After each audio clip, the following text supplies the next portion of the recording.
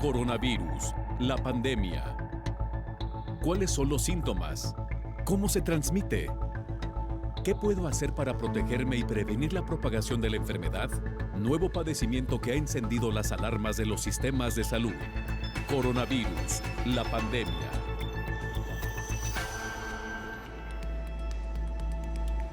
Qué gusto saludarle en este programa especial de Coronavirus, la pandemia. Gracias a quienes nos siguen a través de la señal de todos, Canal 44, y también a quienes nos ven a través de la señal de las televisoras públicas en México y América Latina. Hoy hablaremos sobre la saturación hospitalaria por las diferentes variantes de COVID-19, esta tercera ola que se está viviendo con cierta intensidad en varios países del planeta, mientras que algunos países analizan reforzar la dosis de la vacuna contra COVID-19, en otras naciones figura la desigualdad y la baja aplicación del biológico. De eso estaremos hablando también hoy. En algunos países la saturación hospitalaria ha causado mayor número de defunciones por COVID-19. Revisaremos este tema, mientras que autoridades mexicanas descartan saturación hospitalaria por COVID. Sin embargo, reconocen que el país está atravesando su tercera ola. La enfermedad COVID-19 genera daños múltiples en corazón, pulmones, ojos y el cerebro. También hoy recapitularemos sobre este asunto. Pero dejemos que sea nuestra compañera Rocío López Fonseca quien nos presente el siguiente informe. En menos de 2 meses, el número de ocupación hospitalaria en México pasó de 23 a 61 hospitales al 100% en sus camas generales para atención COVID. Y también este indicador incrementó 73.4% en las personas hospitalizadas en mayo, según los propios datos de la Secretaría de Salud Federal. Por ejemplo, el 18 de mayo se registró la cifra de ocupación hospitalaria más baja del año, con solo 2.549 pacientes ingresados por la enfermedad. Sin embargo, esta cifra subió a 4.420 al corte del 9 de julio. Las unidades médicas que reportan 100% de ocupación en camas generales para la atención de COVID se ubican en 21 de las 32 entidades del país. La Ciudad de México es la que registra más nosocomios, con 20 hospitales al máximo de su capacidad. En este nuevo repunte, los contagios se han incrementado sobre todo en la población más joven, en menores de 50 años. Sin embargo, en algunas entidades se ha identificado los nuevos contagios entre adolescentes y jóvenes de hasta 29 años. En Europa, por ejemplo, se ha registrado un incremento en casos que requieren hospitalización, como en Cataluña, España, en donde se nota más la tendencia al alza, una incidencia acumulada de 848.17 casos por cada 100.000 habitantes en los últimos 14 días y una media de 5.000 contagios diarios. A decir de expertos, lo que está sucediendo en esa parte del mundo es que el incremento ha sido muy rápido, más incluso que en el Reino Unido y que en ningún otro sitio. Es un crecimiento que no se había visto nunca hasta ahora. Y los factores claves, dicen, son el incremento en la movilidad y jóvenes sin vacunar que no tienen miedo a ser infectados en fiestas y eventos masivos y cerrados, informó Rocío López Fonseca. El informe diario de la Organización Mundial de la Salud nos lo presenta nuestra compañera Cristina Gallego, corresponsal de la agencia EFE. Cristina, es un gusto escucharte. Adelante con el reporte. Hola, ¿qué tal? Buenos días, Belén, y buenos días a todo el auditorio de Canal 44. Tras 9 semanas consecutivas de descensos en el número de muertes globales por COVID-19, del 5 al 11 de julio se registró un aumento del 3% con respecto a la semana anterior, con más de 55.000 fallecimientos, según ha informado la Organización Mundial de la Salud. Además, la cantidad de contagios sigue en aumento, con cerca de 3 millones de casos reportados en la última semana, un incremento del 10% con respecto a lo anterior, lo que eleva a 186 millones el total de contagios en el mundo desde que comenzó la pandemia. Por países, los que reportaron las mayores cantidades de nuevos contagios en la última semana fueron Brasil, India, Indonesia, Reino Unido y Colombia. Además, la variante Delta, con altos niveles de transmisión, ha aparecido en 15 países nuevos en los últimos 7 días, hasta superar el centenar.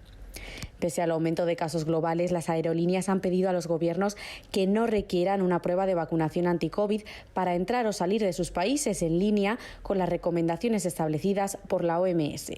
Dichas recomendaciones también piden que los pasajeros vacunados completamente o que hayan superado la enfermedad no requieran una prueba PCR o pasar una cuarentena.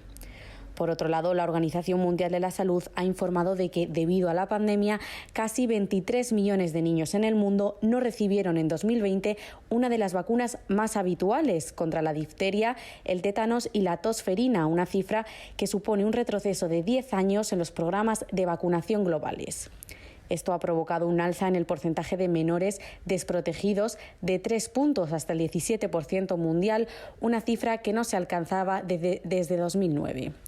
También esta semana la OMS ha advertido sobre la práctica de mezclar vacunas contra la COVID de diferentes fabricantes en una misma persona. Primero de todo, la OMS ha aclarado que las personas que se vacunan contra la COVID-19 no deben decidir el mezclar dosis de distintas fabricantes, sino deben seguir los consejos de las agencias de salud pública.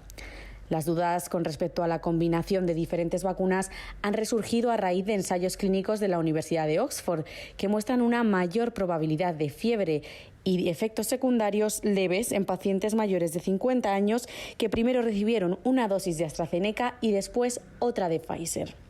Hace un mes, asesores de la OMS, tras observar ensayos clínicos anteriores, dieron luz verde a esa combinación, una primera dosis de AstraZeneca y una segunda de Pfizer, en caso de falta de suministro de vacunas de la fabricante sueco-británica.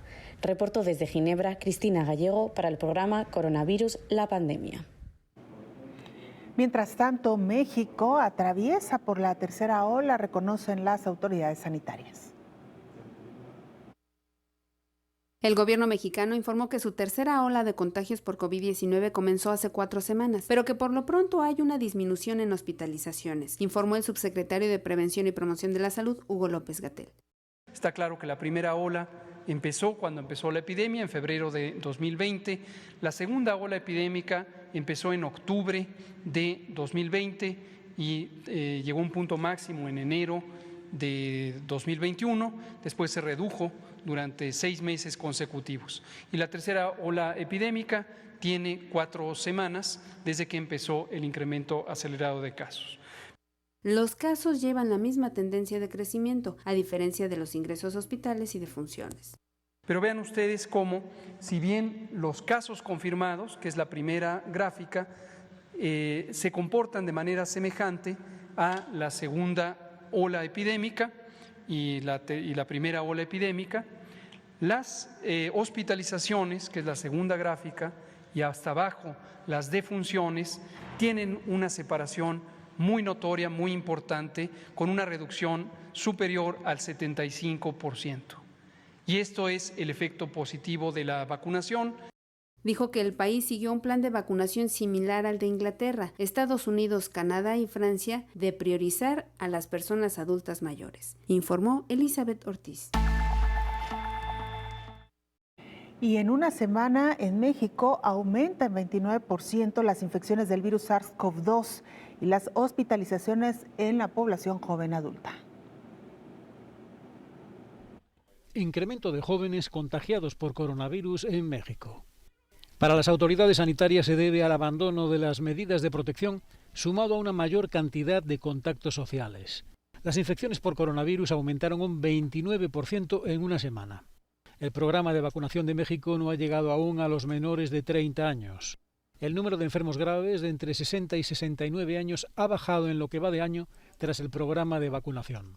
Pero las hospitalizaciones se han duplicado con creces en el caso de los que tienen entre 30 y 39 años, el grupo que apenas empieza a vacunarse. El país ha sufrido oficialmente algo más de 235.000 muertes por COVID-19. Los datos de exceso de mortalidad sugieren que el número real de fallecidos en México es de alrededor de 360.000 personas. Y mira, en más información, los gobiernos europeos ponen el foco en la vacunación de los jóvenes para frenar la variante Delta. Escocia levantará gran parte de sus restricciones a partir de la semana que viene, en línea con la desescalada en Inglaterra. Pero a diferencia de su vecino sur, Escocia no apostará a dejarlo en manos del sentido común de los ciudadanos, una práctica que defiende el primer ministro Boris Johnson. Y en cuanto a la cuestión de obligar a adoptar medidas de mitigación como cubrirse la cara, permítanme decir lo siguiente. En mi opinión, si el gobierno cree que medidas como estas son importantes y este gobierno lo cree, deberíamos seguirla. No podemos hacernos la vida más fácil y luego esperar que el público asuma la responsabilidad.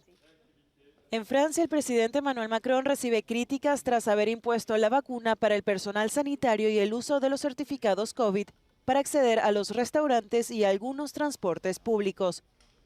Se le acusa de discriminar a los antivacunas.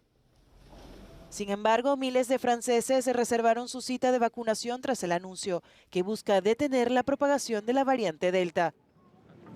Si en Francia ha habido dudas sobre las vacunas, en los Países Bajos ahora los jóvenes de 12 a 17 años hacen cola para vacunarse.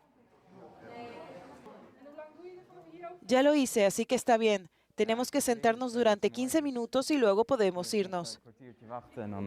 Mientras tanto, en Dinamarca se están estableciendo centros de vacunación en barrios vulnerables para aumentar la inmunización colectiva, donde solo alrededor del 40% de los residentes han aceptado vacunarse. Así, el tema de la vacunación en el mundo, la resistencia de algunos a inmunizarse, el esfuerzo, la lucha de los gobiernos por, en algunos casos, obligar a la población a vacunarse, una disputa, una diferencia de ideas, de opiniones que han surgido a raíz de esta pandemia. Es decir, que había grupos que ya desde hace algún tiempo se manifestaban en contra de las vacunas y que con la llegada de la vacuna contra COVID-19 se han recrudecido estas diferencias. Ahí está la polémica, sin duda alguna seguiremos abordando el tema. Mientras tanto, a más de año y medio de la pandemia, el personal sanitario se muestra realmente cansado, y es que son los mismos que han venido atendiendo a los pacientes desde que llegó esta pandemia a México.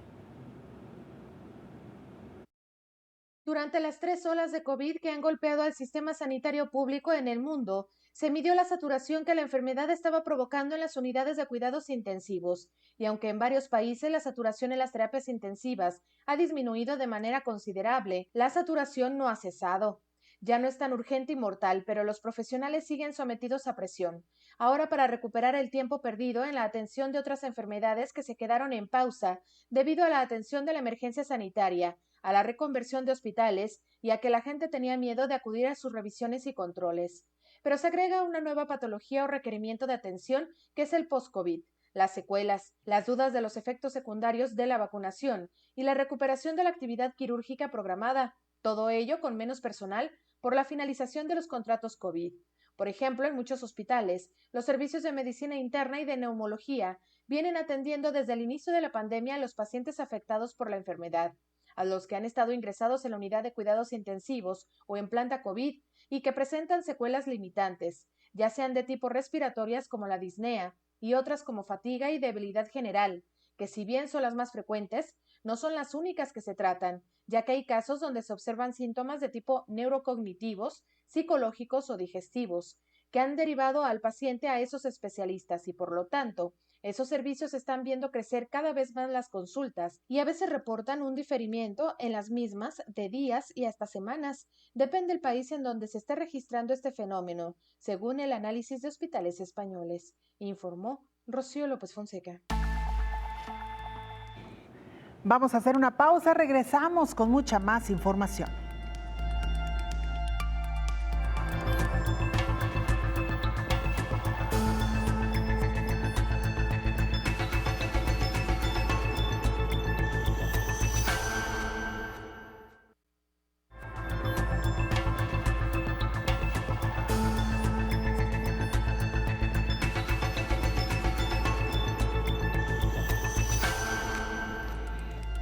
Otro de los grandes debates surgidos en medio de esta pandemia de COVID-19 es cuándo es el momento propicio, adecuado, oportuno para que los niños y los adolescentes regresen presencialmente a las aulas. Ha sido todo un debate. Por lo pronto, organismos internacionales de educación señalan que no se puede esperar a que bajen a cero los casos para que los niños regresen a las aulas.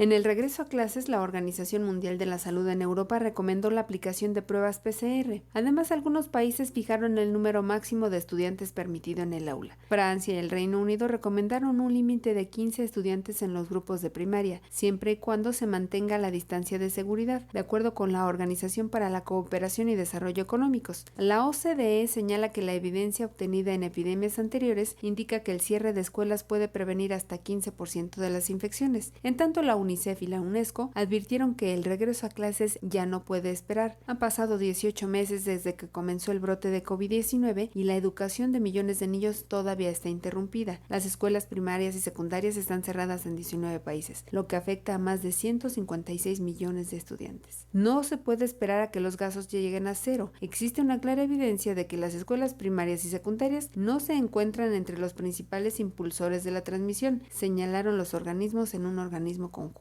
Además, en muchos casos las escuelas cerraron, mientras que los bares y restaurantes permanecieron abiertos. El riesgo de transmisión de COVID-19 en las escuelas es manejable con estrategias de mitigación adecuadas en la mayoría de los entornos. La decisión de abrir o cerrar escuelas debe basarse en el análisis de riesgos y las consideraciones epidemiológicas en las comunidades donde están ubicadas. Cuanto más tiempo estén los niños fuera de la escuela, menor será la probabilidad de que regresen y mayor será el riesgo de trabajo infantil, matrimonio infantil, embarazo precoz, violencia y abuso, advierte la UNICEF, informó Elizabeth Ortiz.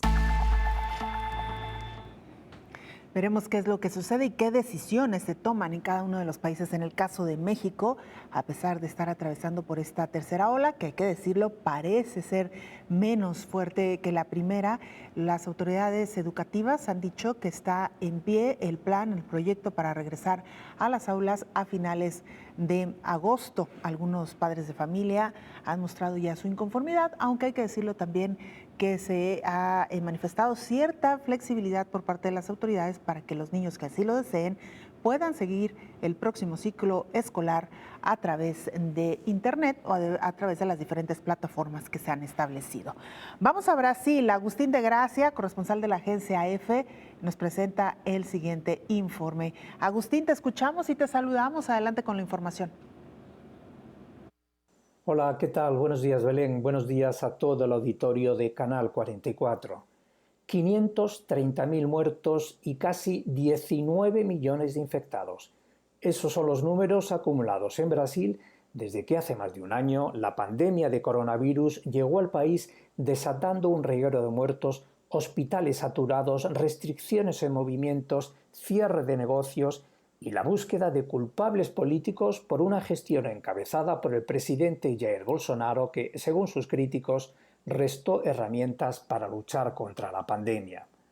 Los 210 millones de habitantes de Brasil ya han atravesado 2 olas de la pandemia y están a puertas de una tercera, con el temor de que sea más fuerte por la llegada de la variante Delta, que ya está presente en Brasil desde hace varios días. Parte de la reducción en el número de muertos se debe a la campaña de vacunación que comenzó a mediados de enero. Ya se han aplicado 111 millones de dosis que han beneficiado a 76 millones de personas en la primera dosis y 27 en la segunda o única. Una comisión del Senado lleva analizando la responsabilidad que puede tener el equipo de Bolsonaro en esta tragedia. Porque el presidente brasileño primero minimizó la pandemia diciendo que se trataba de una gripecita. Aparece casi siempre sin mascarilla protectora a pesar de todas las recomendaciones de los expertos y su insistencia se centra en recuperar las actividades económicas. Pero Bolsonaro puede salir mal parado según se van ventilando informaciones sobre hechos de presunta corrupción entre altos funcionarios en la compra de vacunas y el peligro de que el mismo gobernante haya caído en un posible delito de prevaricación por no aplicar medidas para evitarlo. Su desempeño en la lucha contra la pandemia ha hecho que esté aumentando la desaprobación hacia su gestión. Es una desaprobación que se conoce en las encuestas, pero también que se refleja en las calles de Brasil, donde son frecuentes las manifestaciones populares con un grito unificado: ¡Fora Bolsonaro! Reportó desde Brasil para el programa Coronavirus la Pandemia Agustín de Gracia de la agencia EFE. Gracias, Agustín. Como nos lo informa, este problema de la pandemia de COVID-19 se ha convertido en algunos países en un asunto también de política, porque al final de cuentas son muchas las personas, al menos en Brasil, que están inconformes con las decisiones que ha tomado el presidente Jair Bolsonaro. Y así lo han expresado a través de diferentes medios, particularmente con manifestaciones que han calado profundo en este país. Y miren, mientras tanto el virus SARS-CoV-2 genera daños múltiples en el corazón, ojos y pulmones. El SARS-CoV-2 fue descrito como un virus que afecta principalmente al tracto respiratorio, produciendo síntomas característicos como congestión nasal, tos seca o dificultad para respirar. Sin embargo, conforme iba avanzando la pandemia, aumentó el número de pacientes con otros síntomas, afectando otros sistemas, como síntomas neurológicos leves, dolores de cabeza o pérdida de olfato o anosmia, todos ellos alteraciones comunes a la mayoría de los procesos víricos y fácilmente explicables por la lesión del epitelio olfativo que se produce. Sin embargo, estudios posteriores de neuroimagen demostraron que estos síntomas podrían deberse a lesiones en el bulbo olfativo y regiones adyacentes del sistema nervioso. En los casos más severos, estas molestias aumentan con la gravedad de la infección, pudiendo persistir incluso una vez superada la enfermedad. Es más, 1/3 de las personas hospitalizadas presentaron alteraciones más graves como confusión, olvido, problemas para concentrarse o depresión. Si hablamos del daño que la COVID genera en los pulmones, este ha ido más allá. Los hospitales de los Estados Unidos han informado un aumento en los trasplantes de pulmón para casos graves de coronavirus, confirmó el hospital de Cleveland. El daño pulmonar infligido por el SARS-CoV-2 es una respuesta inmunitaria hiperinflamatoria y la incapacidad del cuerpo para reparar adecuadamente la lesión, lo que provoca un tejido cicatricial fibrótico amarillo, creando una cicatriz de Panal, que hace que los pulmones sean completamente sólidos. Así lo detalló quien dirige las autopsias en el Centro Clínico de los Institutos Nacionales de Salud, en Bethesda, en Estados Unidos, David Kleiner. Otro daño que se ha comprobado es en los ojos. Al menos el 6% de los pacientes al pasar la etapa crítica presentaron daños oftalmológicos como conjuntivitis, parálisis de algún nervio o hasta daños en la retina. El daño que el virus puede producir en el corazón no es solo a través de fenómenos trombóticos, sino que también produce daño directo, afectando tanto a las arterias que condicionarían el infarto agudo al miocardio, como al músculo cardíaco, provocando arritmias o insuficiencia cardíaca, informó Rocío López Fonseca. Gracias, Rocío, por este informe. Y bueno, insistir también sobre este anuncio de la Organización Mundial de la Salud para evitar combinar vacunas contra COVID-19. La científica en jefe de la Organización Mundial de la Salud advirtió que la práctica de combinar vacunas es una tendencia peligrosa que se mueve en una zona libre de datos. Será una situación caótica en los países y los ciudadanos comienzan a decidir cuándo y quién tomará una segunda, una tercera y una cuarta dosis, dijo la científica.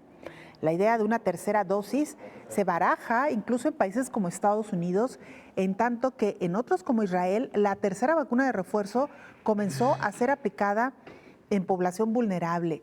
La Organización Mundial de la Salud no solo ha calificado como desproporcionada la medida, sino que ha puesto nuevamente en la mesa el debate sobre la falta de acceso a la vacuna en varios países.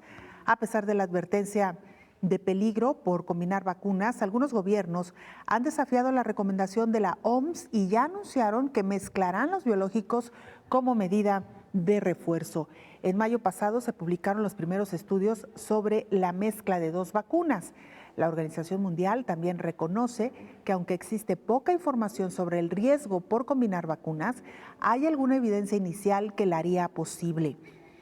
¿Qué vacunas podrían combinarse? Se preguntan muchos. Bueno, pues en estudios iniciales, en el Grupo Asesor Estratégico, la Organización Mundial de la Salud considera que la vacuna de Pfizer podría combinarse como segunda dosis a una inicial de AstraZeneca.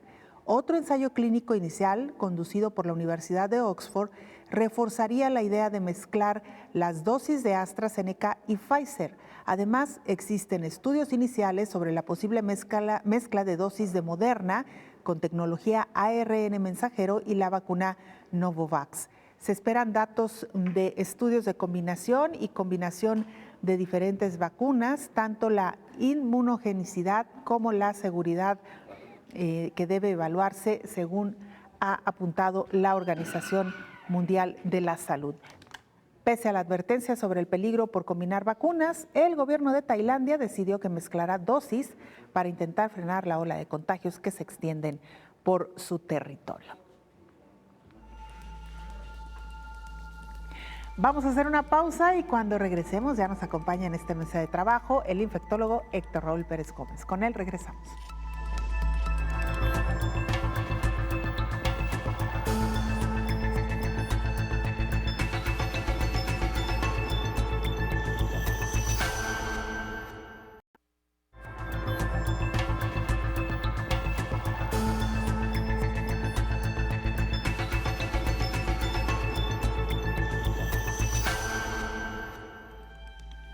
Una segunda ola de COVID aumenta ingresos en hospitales y muertes de Sudáfrica.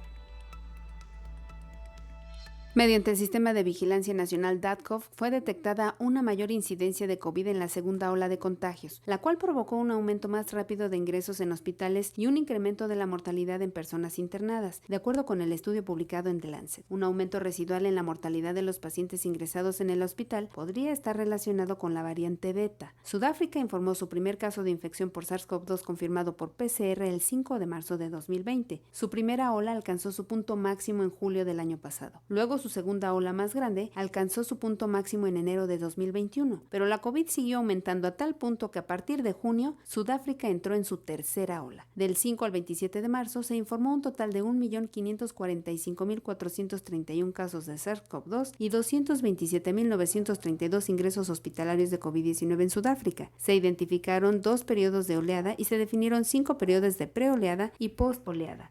Los casos, ingresos y muertes hospitalizadas en la segunda ola superaron las tasas de la primera. La incidencia pasó de 240 casos por cada 100.000 personas a 136 casos por 100.000 habitantes. Durante la primera ola, los ingresos hospitalarios semanales promedio aumentaron un 20%, pero se dispararon a 43% para la segunda ola, informó Elizabeth Ortiz.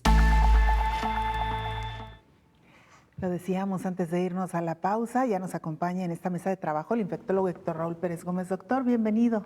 Qué gusto saludarte, Belén. ¿Cómo estás? Igualmente, muy bien, doctor. Retomando la cuenta, 501 programas hoy. Ayer sí, 501. Conmemorábamos los 500, hoy 501, sí. Y así seguiremos sumando, lo decíamos, este compromiso de informar y mantener a nuestra audiencia bien informada hasta que esto pase y pueda ser, digamos, una pandemia regularmente controlada, doctor. Claro que sí, Belén. Este programa de origen no tenía previsto una duración de esta magnitud, sin embargo las circunstancias así lo han requerido y creo que Canal 44, la Universidad de Guadalajara, con su alto sentido de responsabilidad social, pues ha decidido que estemos todavía procurando informar lo mejor posible sobre avances de esta pandemia en todos los aspectos, en lo epidemiológico, en lo clínico, en lo terapéutico, en lo social, todos los ámbitos que la pandemia ha impactado. 501 programas, sí, 501 programas hoy, doctor, y es que esto no se termina hasta que se termina, porque sí, cada vez van surgiendo pues más inquietudes, más dudas, olas también, hay que decirlo, no se ha encontrado un medicamento definitivo, las vacunas también, hay mucho de qué hablar en torno a este tema y precisamente sobre ello, doctor, escuchábamos pues en esta pieza y en este texto que hemos leído hace apenas unos minutos sobre la postura de la Organización Mundial de la Salud en cuanto a la posibilidad de combinar vacunas. Esto es lo que frecuentemente nos preguntan, doctor, las personas que nos ven y nos escuchan. Claro. La Organización Mundial de la Salud lo que quiere y el mensaje que envía es que las personas no tomen la decisión por sí mismas. Número 2, que las decisiones estén apegadas a la evidencia científica que va surgiendo al respecto de estas combinaciones. Y número 3, que prevalezca la equidad en la distribución y cobertura de vacunación universal, porque es algo en lo que la OMS ha sido enfática, ¿no? Hay países todavía con muy pocas personas vacunadas o con un porcentaje muy bajo. Pero por otro lado, hay otros que ya hablan de una tercera dosis, que algunos ya lo han empezado a poner en práctica, como el caso de Israel. Y en ese sentido, pues la Organización Mundial de la Salud dice, vayamos con una cobertura que nos asegure inmunidad del 75% primero para toda la población, para luego entrar a esa dinámica de una posible tercera dosis, como ayer en el programa, una de las altas directivas de la empresa Pfizer nos comentaba sobre la posibilidad de que esa tercera dosis sea entre el sexto o séptimo mes a partir del esquema completo. Entonces, es un gran tema lo relativo a la combinación de vacunas, pero además, ¿por qué lo ha sido? Mira, lo ha sido por aspectos de logística en muchos casos. Países que reciben dotaciones de una determinada vacuna y luego la dotación para una segunda dosis está tardando, y entonces se tiene disponibilidad de alguna otra, o alguien en lo particular tiene disponibilidad de viajar por una segunda dosis, pero se trata de una vacuna diferente, y ahí es en donde empieza esa pregunta, esa dinámica de la posible combinación de vacunas. A inicios de junio aparecieron las publicaciones del estudio Convivax o Convivac, en donde precisamente algunos países europeos analizan qué ocurre con la combinación, particularmente de dos biológicos, AstraZeneca y Pfizer. Esta combinación es en la que más estudios ha habido, y de las publicaciones que hay, predomina esta combinación. Bueno, se ha encontrado buena respuesta inmune, particularmente primera dosis de AstraZeneca, segunda dosis de Pfizer. Yo creo que tarde o temprano las guías internacionales van a empezar a aceptar esas posibilidades de combinación, pero casi estoy seguro que las guías van a establecer en alguno de sus párrafos que preferentemente las personas consulten con su médico sobre la posibilidad de esta combinación. ¿Por qué? Porque ahí habrá muchas personas que tienen inmunosupresión, otras enfermedades crónicas, etcétera, y casi siempre las autoridades sanitarias de los países y las agencias regulatorias establecen lo importante que es pedir la opinión del médico tratante de un determinado paciente, porque es quien conoce el panorama completo, clínico, el historial del paciente en cuestión. Entonces creo que así va a ser. Por lo pronto, el comentario lo dejo en el hecho de que sí hay publicaciones que hablan de estas combinaciones con buenos resultados. Bueno, y también, como tú lo decías previamente, hay publicaciones de la combinación de vacunas que comparten la misma plataforma, como el caso de Pfizer con Moderna, o como el caso de Pfizer con Novavax, que es la vacuna de ARN mensajero que produjo Alemania, aunque ahí me quedo un poco con la duda, porque los resultados que se esperaban con Novavax no fueron los esperados, no fueron los mejores. Entonces ahí habrá que analizar también esa combinación. Pero, por ejemplo, RNA mensajero, que es Moderna y Pfizer, también hay estudios de combinación con buenos resultados. Lo que es también muy interesante, doctor, es esto que ya planteaba, la combinación de AstraZeneca, una primera dosis de AstraZeneca con una segunda de Pfizer, que no comparten plataforma. Son diferentes. Y que ha dado buenos resultados. Y como usted bien lo mencionaba y lo ha dicho la Organización Mundial de la Salud, esto tiene que llevar un orden. Es decir, no se puede decir tajantemente que es riesgoso o no funciona la combinación de vacunas. Hay evidencia que sí, en algunos casos. Habría que solamente como establecer este orden de cuándo la población, en caso de que así lo requiera, se revacune o se refuerce con alguna dosis, y que sean también las autoridades sanitarias que determinen en qué momento, para qué población y cuáles vacunas. Me parece en todo caso, doctor, que es este llamado al orden. Y este punto importantísimo también que usted mencionaba, el hecho de que mientras muchos habitantes en diferentes países están buscando cómo reforzar su inmunidad, hay personas que ni siquiera han recibido una dosis. Efectivamente, y la equidad es fundamental en una pandemia como esta. Claro, por de ahí el llamado de la Organización Mundial de la Salud a decir, a ver, sí se requieren refuerzos en algunos casos. Al menos Pfizer nos lo decía ayer, ya una tercera dosis que tienen ya muy estudiada y que usaron un poco como laboratorio Israel.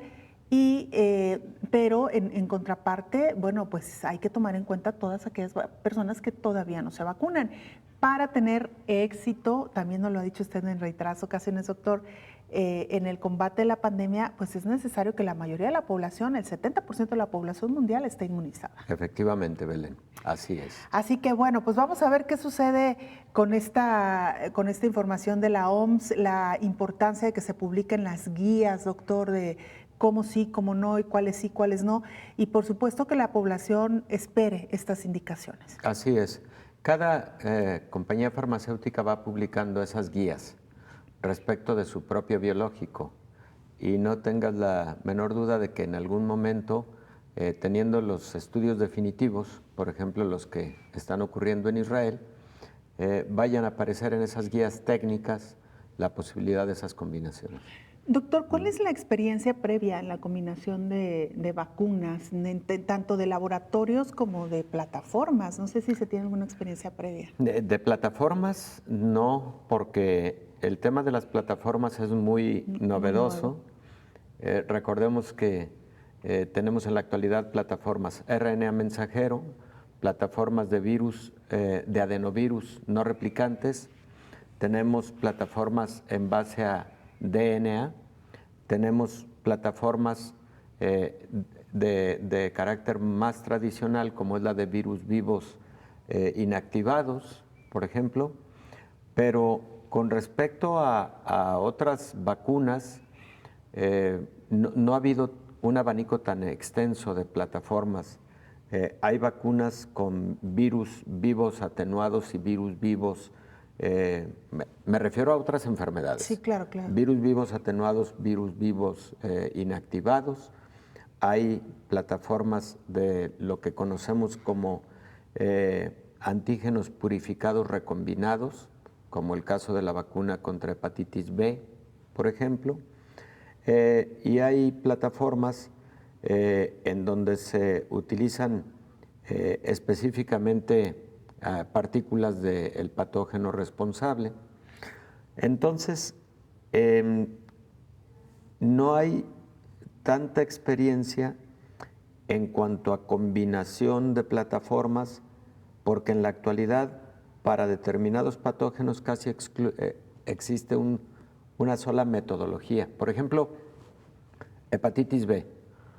En la actualidad el único mecanismo que se utiliza para desarrollar vacuna de hepatitis B es a través de biotecnología, antígeno purificado, pero no RNA, etcétera, como si tenemos un amplio abanico para COVID-19. Entonces no hay tanta experiencia en ese sentido. No ha habido, incluso tampoco como necesidad, doctor.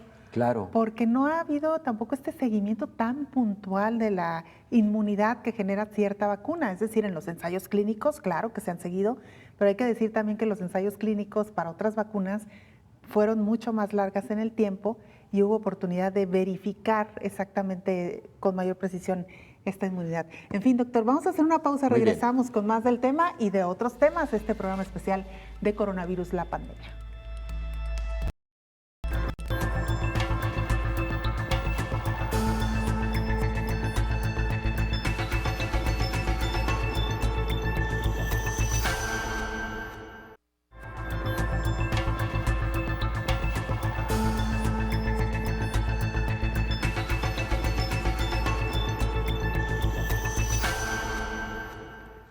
Antes de irnos a la pausa, hablábamos ya sobre la conveniencia o no de combinar vacunas y lo que ha dicho la Organización Mundial de la Salud. Bueno, nuestra compañera Rocío López Fonseca recapituló precisamente sobre este asunto, sobre lo que ha dicho la Organización Mundial de la Salud y nos presenta el siguiente informe. La Organización Mundial de la Salud considera que por el momento no son necesarias las dosis de refuerzo para la población vacunada contra la COVID-19 que han sugerido algunas farmacéuticas y pidió a los gobiernos que prioricen inmunizar a las personas en riesgo en todo el mundo. El organismo internacional recordó que la brecha mundial en el suministro de la vacuna es enormemente desigual. Algunos países y regiones están pensando en aplicar millones de dosis de refuerzo, mientras que muchas naciones ni siquiera han podido vacunar a todo su personal de salud.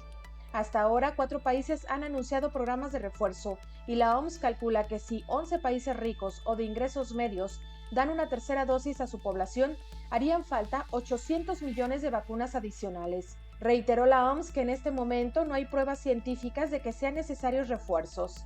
Señaló que se ha visto un incremento importante en los casos, pero no de muertes y hospitalizaciones, lo que es una buena señal de que las vacunas están funcionando. La científica jefe de la OMS, Soumaya Sumacinta, explica que no hay evidencia científica de que en este momento sea necesario ninguna dosis de refuerzo. En este momento no hay pruebas científicas de que sean necesarios refuerzos ahora. Hemos visto aumentos de infecciones, pero no de muertes y hospitalizaciones. Puede que tras 2 o 3 años sí, pero no hay ninguna indicación de que hagan falta después de 6 meses, explicaba la científica jefe de la organización, Soumya Swaminathan. La OMS seguirá trabajando con las agencias de salud pública y harán recomendaciones de ser necesario.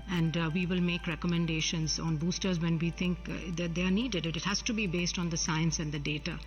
Es una decisión, dijo, que hay que basar en la ciencia, no porque una compañía declare que hay que dar refuerzos de su vacuna. La prioridad, insiste la OMS, debe ser vacunar a aquellos que no han recibido ninguna dosis y protección. Y de nuevo, la OMS exhortó a las compañías que cedan sus patentes para poder aumentar la producción de vacunas, tal y como ha hecho AstraZeneca, cuyas vacunas comenzarán a producirse también en Japón y Australia, además de Europa, Corea del Sur e India, informó Rocío López Fonseca. Bueno, pues ahí esta información, doctor Héctor Raúl Pérez Gómez, ya lo explicábamos ampliamente, este tema de la combinación de las vacunas. Por lo pronto, ahí dejamos el tema y sin embargo, doctor, seguimos insistiendo a la población, que hay que decirlo, también hay gente que no se quiere vacunar todavía por temor a alguna reacción. Otro de los grandes temas, doctor, son estas personas que ya se vacunaron y que se infectaron con el virus del SARS-CoV-2. En fin, sigue habiendo muchas inquietudes alrededor de las vacunas, doctor. Indudablemente, pero lo hemos dicho con mucha claridad, las vacunas protegen contra enfermedad grave y ese es su principal beneficio. Una persona se puede infectar con el virus aún en presencia de vacunación. Lo que protege de la infección es utilizar la distancia entre las personas y el uso de cubrebocas predominantemente. Pero la ventaja de la vacuna es te evita tener que ir al hospital gravemente enfermo, llegar a condiciones críticas y, por supuesto, reduce la letalidad. Por ese motivo, Belén, en la mayor parte del mundo, en que se está presentando una tercera ola, lo que ha venido caracterizando a este momento pandémico ha sido que principalmente han enfermado personas no vacunadas. Segundo, que el número de personas que o la proporción de personas que han requerido hospitalización es menor, como de igual manera la letalidad no se ha incrementado. La letalidad, no la mortalidad. Hemos dicho cuál es la diferencia. Letalidad es número de personas que mueren por cada 100 que enferman. Y la mortalidad se mide por población de habitantes, habitualmente por cada millón de habitantes, ¿no? Entonces, claro que mientras más personas se enferman, más personas pueden morir en la proporción por millón de habitantes. Pero en cuanto a letalidad, ¿por qué no está siendo mayor? Bueno, porque están enfermando personas predominantemente jóvenes, y segundo, porque muchas personas que están enfermando tenían el antecedente de vacunación, pero la vacuna los está protegiendo de una enfermedad grave en la mayoría de los casos. Lo que es de destacar, doctor, y las estadísticas así lo muestran, es que la población de los adultos mayores, es decir, arriba de 60 años, prácticamente no se están registrando, digamos, como ocurrió en las olas anteriores. Tampoco hemos sabido de muertes en este grupo poblacional, como sí ocurrió en la primera y en la segunda ola. Claro, Belén, es precisamente porque los adultos mayores en todo el mundo fueron del primer bloque, el primer grupo de personas vacunadas después del personal de la salud. Inmediatamente vino la vacunación a adultos mayores, pero también hay otro factor, y hay que decirlo con claridad. Los adultos mayores son más disciplinados que las poblaciones más jóvenes en el sentido de proteger su salud, de cuidar su salud. Los jóvenes, lo hemos visto en múltiples imágenes, pues frecuentemente están en la tentación de la reunión social, de la reunión con amigos, a veces en espacios cerrados, etcétera, y todo eso evidentemente representa un riesgo, ¿no? Sí, y además en reuniones de grupos muy nutridos, ¿no? Es decir, no son los 4 o 5 amigos que se reúnen, sino que a veces son cientos, como ya lo hemos visto en bares, restaurantes y destinos de playa, por ejemplo. Destinos de playa, los festejos de fin de cursos, que hoy por hoy están representando brotes epidémicos significativos, por lo menos aquí en México así ha venido ocurriendo, y no dudo que en otras partes del mundo, ¿no? Claro.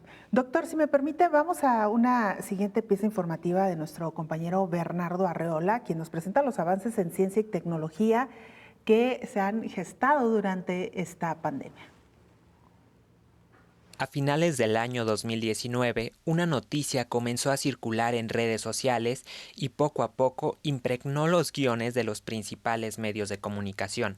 El programa de monitoreo de enfermedades emergentes de la Organización Mundial de la Salud notificó sobre una neumonía de causa desconocida en Wuhan, China. Días después, sería identificada como el virus SARS-CoV-2 causante del coronavirus.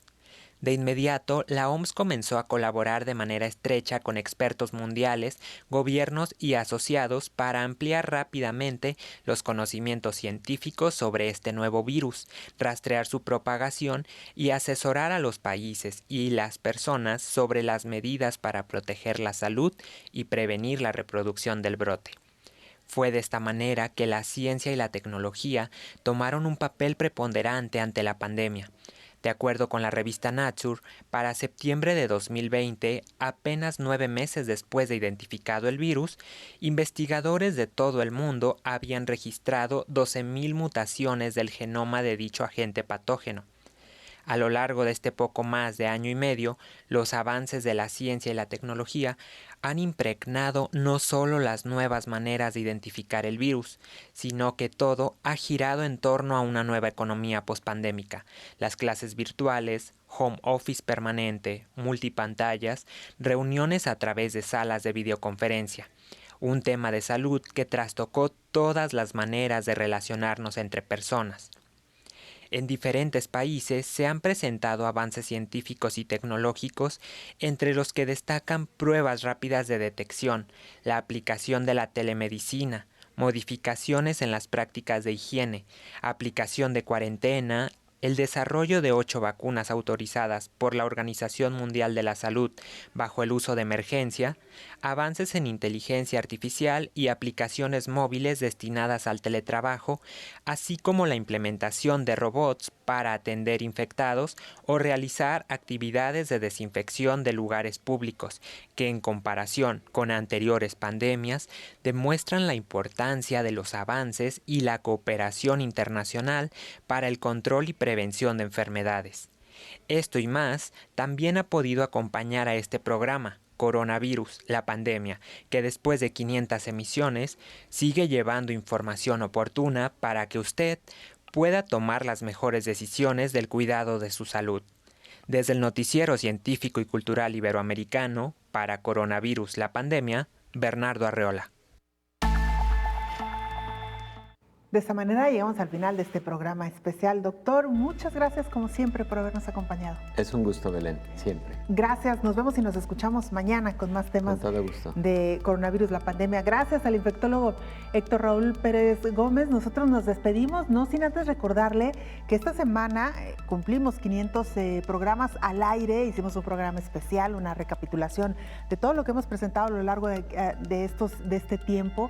Reflexiones interesantes también. Le invitamos para que vea la retransmisión este sábado en los horarios habituales que usted lo sigue a través de Canal 44, las televisoras públicas en México y América Latina, y por supuesto también para que vea la recapitulación que hacemos de la semana el próximo domingo. Gracias por habernos acompañado.